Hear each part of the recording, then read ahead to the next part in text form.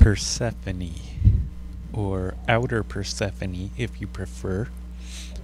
This is a short level, comes out to about 16 minutes of footage. I separated it into 3 parts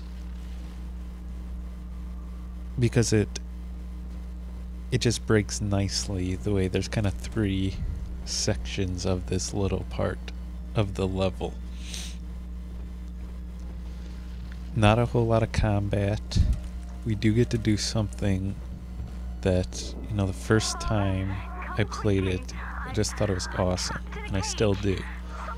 But we'll talk about that when we get there. There is a power to the people.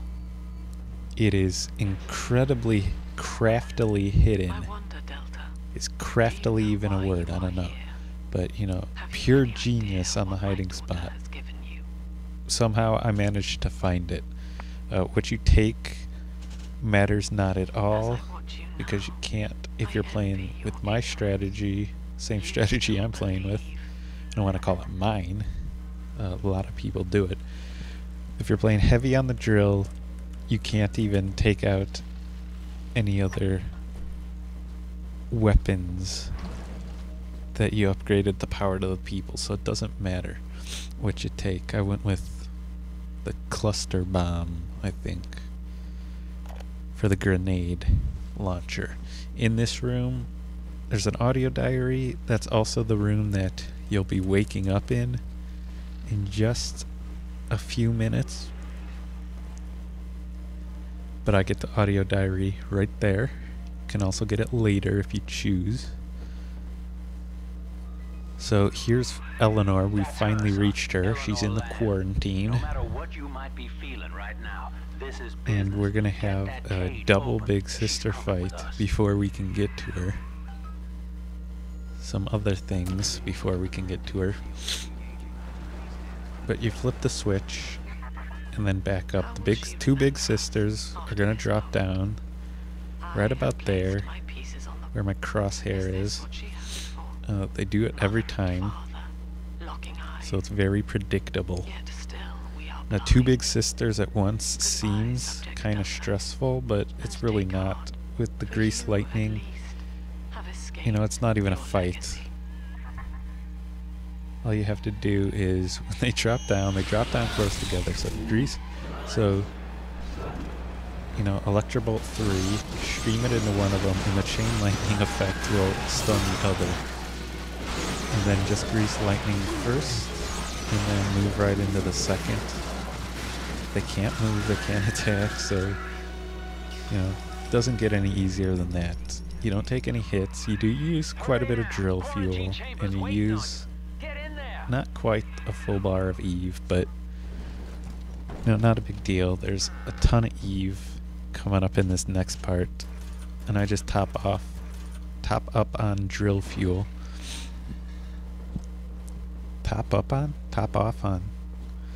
So then come into the quarantine and wait for this long cutscene. Are you ready, kids? I can't hear you. Whoa. Who lives in a quarantine under the sea? Alone the entire, then captive is she. If nautical murder be something you wish, then lie in the bed like you're a dead fish. Ready? Eleanor, Eleanor, Eleanor, Eleanor, ha ha ha ha ha ha ha har. So right there we saw them explaining how we were able to come back from the dead. We did in fact die, but Eleanor used her control over the little sisters to inject, I guess, our atom into a Vita Chamber. I'm not exactly sure how a Vita Chamber works in the first place, but we are then revitalized in the Vita Chamber. When you think about it, it's no more unusual than if you were to die while playing the game and you respawn at a Vita Chamber. So that's basically how we were able to come back. And now Sophia's gonna get a little sadistic here.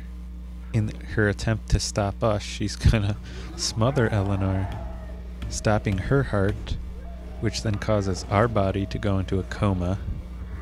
She doesn't kill Eleanor, but just stops her heart long enough to subdue us. And this is where we're gonna stop, and we're gonna pick up in the next video.